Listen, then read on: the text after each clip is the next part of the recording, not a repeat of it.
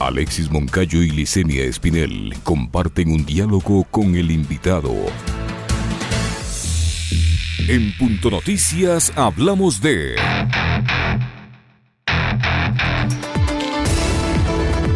El plan de gobierno de Javier Hervas, candidato presidencial de la Izquierda Democrática, tiene 118 páginas con 367 propuestas que corresponde a 12 objetivos que tiene relación al desarrollo sostenible 2030 y a la democracia. Entre ellas están las finanzas públicas sostenibles y eficientes, en la cual se encuentra el establecer medidas de justicia tributaria como un impuesto progresivo a las ganancias extraordinarias de la banca y otros sectores. Asimismo, se menciona el fomento a la producción y al emprendimiento, desarrollo tecnológico, sostenibilidad ambiental, derecho a la salud, educación inclusiva, entre otros.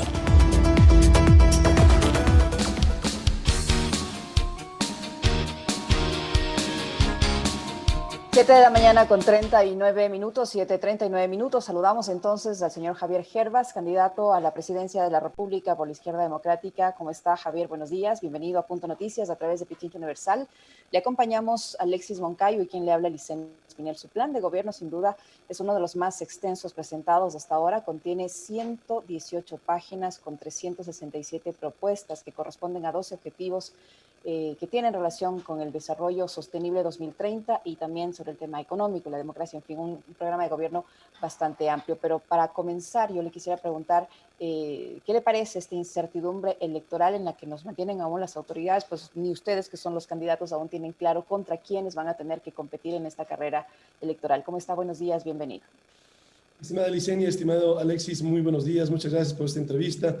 Sin duda, causa extrema preocupación ver cómo el sistema electoral ecuatoriano, que lo que mayor en estos momentos, lo que debería ser el mayor interés, es generar certezas, generar confianza, que tengamos estos cambios de último momento.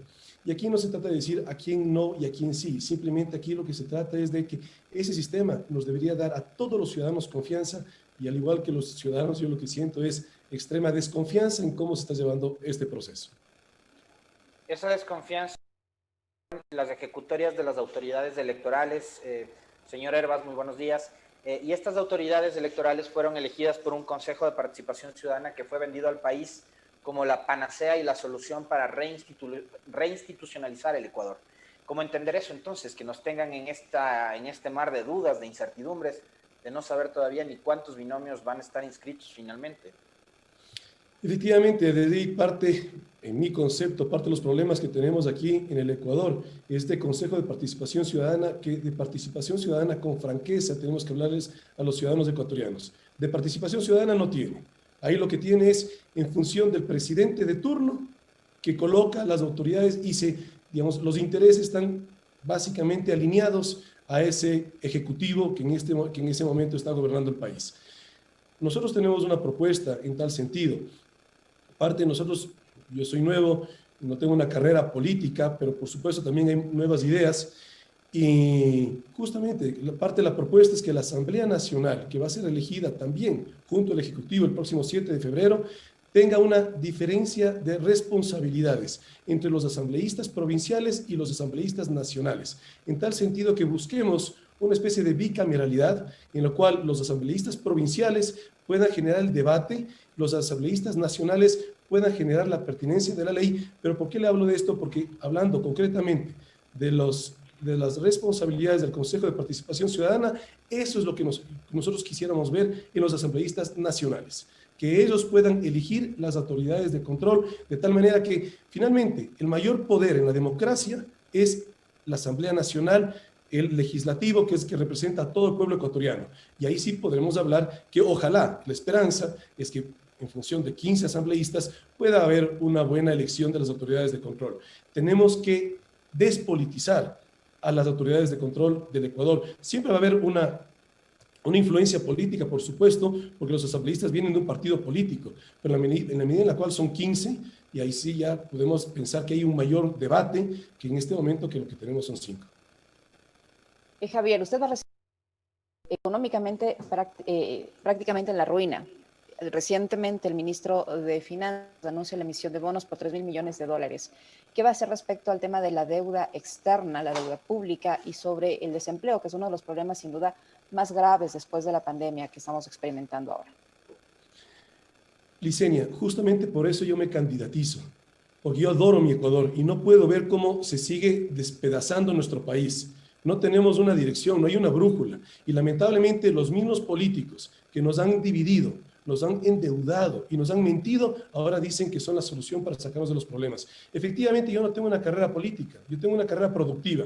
Mi manera de ser patria ha sido justamente generando plazas de trabajo y llevando los productos ecuatorianos al exterior. Pero tengo una clara noción de los problemas de nuestro país. El Ecuador, el Estado ecuatoriano, tiene que aprender a ser administrado en escasez. Evidentemente, tenemos una grave crisis económica, pero también el presupuesto general del Estado bordea los 30.000 millones de dólares. Que no nos digan que no hay dinero. Está pésimamente mal administrado y fundamentalmente, mire, nosotros, usted mencionó al inicio, tenemos un detallado programa de gobierno que más allá de la cantidad de hojas, hablamos de 3 propuestas fundamentales o 3 ejes fundamentales. El eje de soluciones económicas y productivas, que es lo que usted me pregunta ahorita, el eje de justicia social, que hablamos de salud, de educación, de seguridad y de alimentación en cuanto a la desnutrición infantil crónica, y el eje de valores democráticos y, digamos, y transparencia del Estado. Le decía esto porque ahora, en este momento que abordamos las soluciones económicas, mire, de nada nos servirá como sociedad dar un rumbo que se pueda hacer. Nosotros tenemos una hoja de ruta justamente para el tema económico, pero de nada servirá que tomemos una hoja de ruta y una dirección en lo económico y también en lo social, porque tenemos muchos graves problemas sociales en el país, que tenemos que tener un gobierno que los atienda. Nos estamos convirtiendo en una bomba de tiempo en el Ecuador. Pero más allá de ese análisis, mire, de nada servirán que hagamos acciones concretas en lo económico y en lo social si no logramos combatir un cáncer terrible que tenemos en el Estado ecuatoriano, que es la corrupción, que podemos ver que se ha prácticamente enquistado en casi todas las instancias del Estado ecuatoriano. Entonces, hay que definitivamente buscar un liderazgo en valores. Lamentablemente, los mismos políticos que forman parte de todo este circo político que hemos recibido los ciudadanos ecuatorianos son los que nos dicen que van a hacer el cambio. ¿Cómo podemos ver un cambio en el país si no viene desde la cabeza, desde la presidencia de la República? Yo le digo, yo no vengo de una familia de empresarios, yo he creado trabajo, pero yo no he tenido ningún solo negocio con el Estado ecuatoriano. Lo que ojalá quisiera yo ver pasar en nuestro Ecuador es que no tengamos tanta corrupción. Y 2 acciones fundamentales, si hablamos en términos de la corrupción, y perdone que me fui por ese lado en lugar de tocar el tema económico, es transparentemos los procesos de contratación pública, transparentemos los procesos de desembolso de fondos públicos. La tecnología lo permite. Yo he recibido capacitación de parte de una fundación, Ciudadanía y Desarrollo, que junto con Naciones Unidas no solamente es la aplicación de la tecnología, son los procedimientos y las acciones para tener un Estado transparente. Pero, disculpe que me haya desviado, en relación al tema económico, que era lo que usted me estaba mencionando, justamente por eso me candidatizo, porque tenemos que comenzar a administrar el Estado ecuatoriano con la escasez. ¿Qué es lo que tenemos que hacer en este momento? Urgentemente, recuperar plazas de trabajo. Las hemos perdido en cantidad en función de una pandemia y también por el abandono del gobierno actual. ¿Cómo recuperamos las plazas de trabajo? ¿Cómo salimos de las deudas? Los ciudadanos lo sabemos, trabajando. ¿Cómo podemos trabajar? Inyectándole liquidez al aparato productivo ecuatoriano. La propuesta que nosotros hemos formulado es el Fondo para el Arranque Productivo, que lo que busca es, en primera instancia, captar de los multilaterales, pero aquí con una diferencia de fondo, que es, aquí la diferencia es no meterle el presupuesto general del Estado, que en este momento es un saco roto, que es un presupuesto desfinanciado y lo que entra se diluye en las obligaciones previas o gasto corriente. Aquí el compromiso es inyectarle única y exclusivamente al aparato productivo. ¿Y qué es el aparato productivo? Son los negocios que están cerrando, tenemos que evitar que se sigan cerrando. Son los profesionales independientes que no tienen actividad económica, que tenemos que darles una opción. Ni el sector privado ni el sector público les ofrece plazas de trabajo. Démosles la posibilidad a través de un crédito que puedan emprender. Y también el sector económico es las actividades que más empleo generan en el país. Hablamos de la agricultura, de la construcción, del turismo, en fin, tenemos que inyectarle liquidez al aparato productivo y ahí sí comenzamos a recuperar las plazas de trabajo. Y por eso es tan importante la banca pública y por eso mi constante llamado al presidente Moreno que pare con la venta del Banco del Pacífico. Quizás debimos empezar esta entrevista al candidato, ¿quién es Javier Hervás? ¿No? Porque mucha gente probablemente no le conoce, y una de las cosas que insistentemente se decían y se dicen una vez que se conoció de su postulación por la Izquierda Democrática, que es uno de los partidos políticos además más tradicionales, que fue gobierno en su momento en el año 1988 con el expresidente Borja, postula Javier Hervás, que es, digamos, prácticamente un desconocido. ¿Quién es Javier Hervás? Dígale a la gente, a quienes nos ven y nos escuchan, ¿quién es el candidato de la Izquierda Democrática? Soy un ciudadano ecuatoriano nacido en Guayaquil, resido en Quito, que lleva más de 25 años en el emprendimiento. Yo soy ingeniero de producción agroindustrial, realicé 2 maestrías. Mire, por mi trabajo con Franquilla, sí se está registrando, lo registré hace más de 20 años cuando llegué aquí al Ecuador, cambiaron las instancias, cambió el CENESID, ahora lo estoy registrando y ya está inscrito. Falta que me den el reconocimiento, que eso me dicen que sale en diciembre, es parte de las cosas absurdas que vemos en el Estado ecuatoriano, los tiempos que demoran los procesos tan simples. Pero le decía, soy ingeniero de producción agroindustrial, he cursado 2 maestrías, una en administración, otra en ciencias políticas. Soy un ciudadano que adora el Ecuador. Aquí este país me ha permitido pasar de ser un artesano panificador, que inicié ese negocio hace más o menos 25 años, a ser un industrial, agricultor, exportador ecuatoriano, entre otros negocios, porque también soy transportista y también importo en piezas y ensamblo tractores agrícolas y maquinaria agrícola aquí en el Ecuador.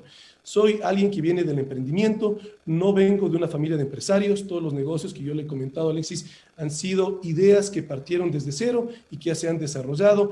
Tampoco vengo de una trayectoria política, mi nombre no es conocido a nivel de los 17 millones de ecuatorianos y tampoco he tenido una militancia partidista, pero sí comulgo plenamente en función de los valores con los cuales yo fui formado por mi familia y los valores que he desarrollado, porque créanme que cuando uno hace emprendimiento, no todo es triunfo. Tiene usted un camino con muchos fracasos, con muchos tropiezos, que es parte del aprendizaje que uno se va forjando en la vida en función de hacer industria y de hacer emprendimiento. En función de todo eso, comulgo plenamente con los valores de justicia social con libertad. Libertad de emprendimiento, libertad de desarrollo del capital privado, libertad que los ciudadanos podamos elegir nuestros destinos, hasta cosas tan fundamentales como qué estudiar, hasta en qué trabajar, en qué emprender, en qué desarrollarnos. Eso es.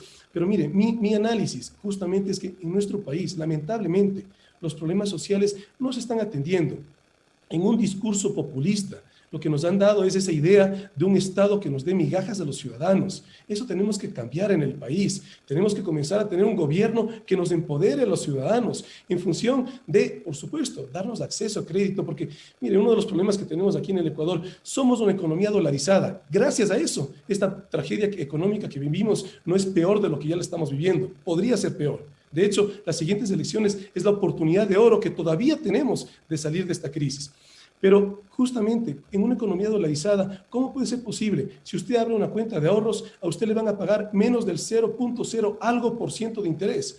Pero si usted quiere emprender, y más aún, aquí fundamentalmente Ecuador somos un país de emprendedores, somos el país de la región que más emprendimiento genera. Y esos emprendedores básicamente, la gran mayoría clasifican como el microcrédito. Está hablando que el Banco Central, la Junta Monetaria le permite una tasa que supera el 28%.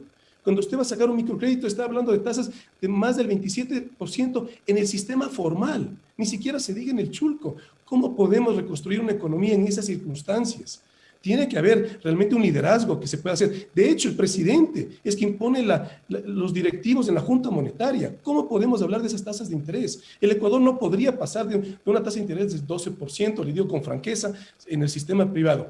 Pero hasta que eso suceda, no nos podemos quedar cruzados de brazos y pensar que las leyes van a cambiar a la situación que tenemos en el país. Las leyes, por supuesto, es el marco general. Pero cambiar una ley, usted ve el Código Orgánico de Salud, 8 años en debate y finalmente el presidente actual lo vetó totalmente. Las leyes no nos dan la certeza de lo que nuestro país necesita. La certeza nos da la gestión y por eso tiene que venir de la presidencia de la República. O la ejecución de las leyes, ¿no? Porque podemos tener constitución, pero si no la aplicamos no sirven de nada las leyes. Por eso necesitamos que esas políticas públicas se cumplan.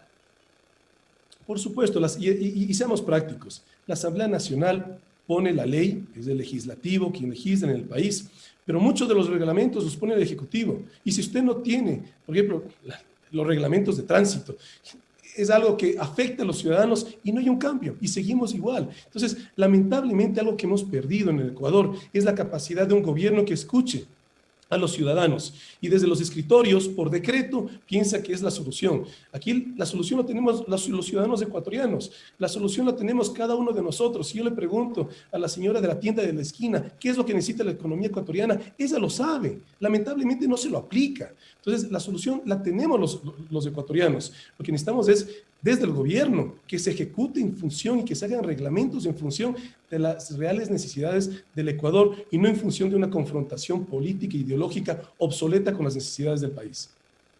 Javier, ¿qué le vuelve diferente a usted, a Javier Hervas, del resto de los electores deberían votar por usted y no por los binomios que ya han sido calificados oficialmente? ¿Qué le ofrece usted que no le den los demás en este baratillo de ofertas que se constituyen siempre en los procesos electorales? ¿Qué le vuelve a usted diferente? ¿Por qué la gente por usted? Usted me hace una pregunta muy subjetiva y créame que a mí me vuelve muy diferente, porque justamente por eso me candidatizo. Yo no vengo de una trayectoria política. Lamentablemente la política en el Ecuador se ha convertido en mucho circo y en poca gestión. Yo soy una persona de trabajo. Yo no he aceptado ningún cargo público en toda mi vida. Yo lo que sí he abierto mercados para los productos ecuatorianos. Yo no he hecho negocios con el Estado ecuatoriano. Lo que sí es generado trabajo. Y yo no he participado en debates y confrontaciones políticas. Lo que yo sí he hecho es justamente generar una visión. Mire, Ecuador somos un país bendecido por las condiciones climáticas, por la ubicación geográfica y por la gente que tenemos. En función de eso yo he podido ir creciendo en la actividad económica. Pero en la realidad, mire, cualquiera de nosotros, por nuestro esfuerzo, por nuestra perseverancia, por nuestra dedicación, podemos generar un patrimonio. Pero ¿de qué sirve cuando usted sale a la calle y ve tantas familias ecuatorianas pasando tanto drama? Yo ya me di la primera vuelta al Ecuador. Créame que hiere ver la pobreza que tenemos en nuestro país, porque más allá de un discurso electoral, es la realidad. Los ciudadanos, de alguna manera, nos desconectamos con la realidad de muchas familias ecuatorianas y viviendo en un país tan rico como el nuestro. Mire, en el discurso decimos volver la mirada al campo y mire, en realidad muchas de las propuestas que nosotros estamos haciendo, también otros candidatos están sumando, que el Banco del Pacífico, que la mirada a la agricultura, que es lo que mencionaba hace un momento, y en buena hora, porque somos un solo país, un solo Ecuador. Aquí no nos tiene que diferenciar la ideología política, aquí tenemos que ser prácticos. Todos tenemos una ideología, yo le mencioné, porque, perdóneme que me salte tanto, pero en función de estas ideas, justamente Alexis me decía, bueno, en términos de del partido, de la izquierda democrática, y muchos me dicen, bueno, ¿qué hace una persona que viene de la empresa privada en un partido de izquierda? Y nos desvirtúan la realidad. La izquierda democrática es un partido de centro izquierda. No estamos hablando del extremo de la izquierda ni del extremo de la derecha, que tristemente, lo que con franqueza yo le puedo decir es la izquierda populista y la derecha populista, y ahí podemos ver cómo nos quieren encasillar en tres opciones que básicamente definen eso. Entonces usted me pregunta, Licenia, ¿qué me diferencia? Bueno, a mí sí me diferencia el que yo no vengo de manchas, de ninguna gestión, con ninguna conexión con el Estado ecuatoriano, ni en negocios, ni en ningún trabajo que haya tenido en el pasado, y no por eso tampoco quiere decir que esté mal. Simplemente lo que le quiero decir es que yo vengo con una visión nueva, con una visión fresca de qué es lo que yo aspiro como ciudadano ver pasar en el gobierno ecuatoriano que atienda las necesidades de los ciudadanos ecuatorianos. Y así puedo comenzar a nombrar muchas cosas que voy a comenzar a entrar en un plano subjetivo de qué es lo que yo pienso que me diferencia, pero tal vez en un plano objetivo lo que me debe de mencionar en este momento. Usted mencionaba hace un momento el tema del Banco del Pacífico y el gobierno tiene, digamos, en marcha un proceso de venta, que es uno de los principales activos que tiene el Estado y que podría convertirse en una suerte de contrapeso para lo que hace actualmente la banca privada. Y usted mencionaba lo importante que es contar con créditos a bajo interés, digamos, mayores tasas de interés también para los cuentaahorristas, etcétera. ¿Cuál es su opinión, su criterio con respecto de esta intención del gobierno actual, del presidente Moreno y de su equipo económico, de monetizar, que es como románticamente le han llamado a la privatización, de vender el Banco del Pacífico, CNT, las hidroeléctricas? ¿Qué opina usted con respecto a eso? Lo que opino es que tenemos gobiernos que no son transparentes. Mire cuál es la realidad. La gran mayoría de la población ecuatoriana ni siquiera sabe que el Banco del Pacífico le pertenece al Estado ecuatoriano. O sea, tenemos una desconexión entre la gestión pública y el conocimiento ciudadano. Pero respondiendo a su pregunta, Alexis, ¿por qué es tan importante el Banco del Pacífico? Porque necesitamos banca pública, que sea lo que debe ser una banca pública, una banca de desarrollo. Y por supuesto que tenemos banca pública como CFN a nivel de la mediana y gran empresa, no vamos al ciudadano con eso, y también tenemos Banecuador a nivel rural, no vamos al ciudadano con eso. Tenemos también el BIES, que francamente es un desastre, ni siquiera tienen balances auditados, manejan tanto patrimonio y no tienen balances auditados. Tenemos muchas cosas que están, pero muy mal en el Ecuador. ¿Pero por qué el Banco del Pacífico? Primero, como usted lo mencionó, es un banco que le pertenece al Estado, está dando utilidades. Si usted quiere vender algo, venda algo improductivo, pero no vayamos por vender el banco. Es el segundo más grande del país. Genera utilidades en $100 millones. Pero más allá de esa parte, digamos, práctica, hablemos de la parte estratégica. El próximo gobierno, el mayor reto que tiene es recuperar plazas de trabajo. Tenemos que tener una banca pública que le inyecte liquidez al aparato productivo ecuatoriano. ¿Y por qué la banca pública lo debe hacer? Porque lamentablemente las condiciones de la banca privada no están afines a la situación económica del país. ¿Cómo puede usted pensar que podamos reactivar la economía con tasas de interés del 27%, que es lo que la mayor parte de los ciudadanos ecuatorianos necesitan, que es el microcrédito? Si la tasa corporativa, mire cuál es la realidad. Yo que hago una empresa, he logrado construir, doy trabajo a más de 300 ecuatorianos. Son ya balances de empresas que han logrado sobrepasar esa etapa difícil de emprendimiento, que son los primeros 3 años, ya tienen una trayectoria. Yo tengo préstamos al 8.9% y compro una propiedad agrícola a 5 años. ¿Cómo usted cree que yo puedo pagar una hacienda a 5 años? Esas son las condiciones de la banca privada. ¿Por qué lo hago yo? Porque, claro, en ese deseo que uno tiene de crecer, de dar trabajo, uno asume esa responsabilidad. ¿Pero por qué? Porque las otras actividades que tengo no tienen una deuda y así puedo pagarlo. Pero ¿cómo podemos generar actividad económica en el Ecuador, recuperar plazas de trabajo en esas condiciones? Entonces, entendiendo esa realidad, y no podemos tampoco obligar como gobierno a qué es lo que haga la banca privada. Podemos sí poner techo a través de la Junta Monetaria, lo que yo le dije en su momento, y esa sí es una responsabilidad de un presidente que sí quiera liderar y tomar decisiones, que es lo que el pueblo necesita, no que se haga de la vista a un lado. Pero ¿qué es lo que debemos hacer con la banca pública? Mientras la banca privada reacciona, tenemos que darle cobijo a la ciudadanía, no podemos entrar con la reglamentación que la banca privada pare los créditos y dejamos sueltos a todos los ciudadanos, no podemos ser irresponsables. Por eso es tan importante la banca pública, colocar al 6% y a 15 años plazo. Yo lo comenté en función de las reuniones que he tenido con los multilaterales. Mire, si juntamos banca pública con garantía soberana decisión del presidente de la República, banca pública que tengamos Banco del Pacífico, logramos obtener al 1.8% de interés a 18 años plazo, por ejemplo, con la CAF, al 0.6% con el BID y con el Banco Mundial. Es decir, el país sí lo puede obtener, pero para eso es tan importante la banca pública. ¿Y por qué entonces hablamos del 6%? Porque aquí también, en campaña electoral, ya tenemos un candidato que representa justamente lo que estoy hablando de lo mal llevado del sistema financiero ecuatoriano y que quiere ofrecer al 1% con el dinero de los ecuatorianos, que no lo ha hecho con su propio dinero. Pero aquí, ¿A quién se refiere, señor Hervás? Al candidato Lasso. Él viene de la banca, él tiene un banco, él podía haber dado el interés que él quiera con su banco, pero ahora como candidato se ofrece el 1%. ¿Por qué no lo dio antes? De hecho, los microcréditos del Banco de Guayaquil, ¿a qué tasas se están entregando? Entonces, puntualizando y siendo transparentes, porque eso es lo que necesita nuestro país, que los políticos, yo no vengo de un escenario político, pero en este momento, por supuesto, soy una persona pública, porque me candidatizo al cargo más importante de gestión que tiene el país, que es la presidencia de la República. Hablemosle con la verdad a los ciudadanos, digámosle con transparencia toda la data, toda la información, todo el contexto. Pero le decía, ¿por qué es tan importante? ¿Por qué damos a 6%?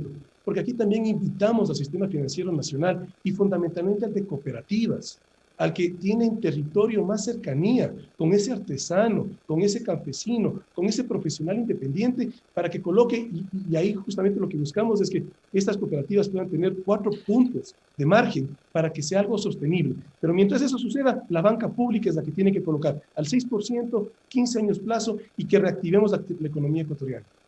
Javier, en caso de usted ser favorecido con el voto popular, ¿qué haría en los primeros 100 días de su gobierno, tomando en cuenta que muy posiblemente va a tener una asamblea en contra y con problemas tan grandes que resolver como la pandemia, la crisis sanitaria, que en el Ecuador no se va a ir en mucho tiempo, obviamente el problema económico? ¿Qué acciones va a emprender en sus primeros 100 días de gobierno en caso de llegar a la presidencia? Mire, lo que nosotros desde el gobierno proponemos es dar estabilidad a nuestro país. Tenemos que comenzar a tener una política de Estado en todo. Pero, por ejemplo, si usted me habla de 100 días, uno de los objetivos nuestros en menos de 3 meses de ser gobierno es llegar a un acuerdo con el sistema productivo ecuatoriano en términos tributarios. Y una vez alcanzado ese acuerdo, mi compromiso, ninguna sola reforma tributaria en todo el resto de los 4 años de gobierno. Es parte fundamental. No hablamos solamente del inversionista extranjero, que prácticamente la inversión extranjera en el Ecuador es prácticamente nula. Yo me reuní con las autoridades de la Unión Europea y es impresionante ver la diferencia de inversión en un país con tanta violencia que tienen nuestros hermanos colombianos. Allá va la inversión extranjera. Un país que también tiene dificultades como son nuestros hermanos peruanos, también va la inversión extranjera. Y aquí en el Ecuador prácticamente no va. Pero primero hablemos de la inversión local, de los ecuatorianos. No podemos también, en un candidato a la presidencia de la República, ya habla en demagogia que él va a forzar que los capitales ecuatorianos del extranjero vengan acá al Ecuador. Por favor, hablemos con la verdad. Eso no lo puede usted forzar a nadie. Que si usted quiere que retornen los capitales ecuatorianos que están afuera, genere el marco estable, el marco de seguridad para que vengan. Y, por ejemplo, eso es lo que primero deberíamos de enfocarnos. Generar las motivaciones para que los capitales de ecuatorianos en el extranjero regresen en función de motivaciones, de que le demos un marco seguro, y parte de eso es un marco tributario. Pero mire, es difícil decir acciones, digamos, en los primeros 100 días en términos de resultados, porque evidentemente hay mucha gestión por hacer. Tenemos muchísimas urgencias en este momento, como sociedad, como país, y eso tiene que atender el gobierno. Pero lo que sí tenemos que hacer es comenzar a trazar un rumbo.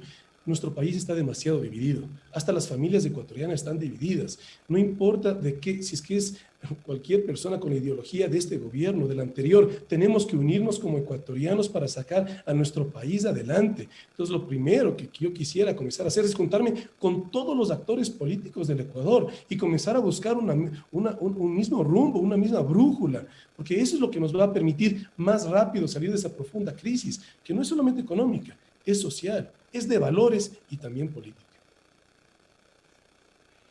Muy gentil. Muchas gracias a Javier, presidencial de la Izquierda Democrática, quien nos ha permitido el día de hoy, a través de este diálogo, conocerle, conocer también parte de su programa de gobierno y de lo que ofrece en esta contienda electoral que se avecina. Tenemos algunas inquietudes, digamos, en las que coincidimos, sobre todo el tema de que hay evidentemente falta de transparencia por parte de los organismos electorales que están encargados de llevar adelante el desarrollo de este proceso. Muchísimas gracias por haber aceptado este diálogo, Javier, muy amable. Muchas gracias, Licenia. Alexis, un gusto. Si me permiten un mensaje final a mis hermanas y hermanos ecuatorianos, nuestro país, nuestro Ecuador ya no tolera más confrontación. Lo que sí necesitamos son soluciones concretas. Que Dios bendiga al Ecuador y nos dé la sabiduría de hacer historia positiva en estas próximas elecciones. Muy buenos días. Punto Noticias, audaz, versátil, frontal, comprometido con usted.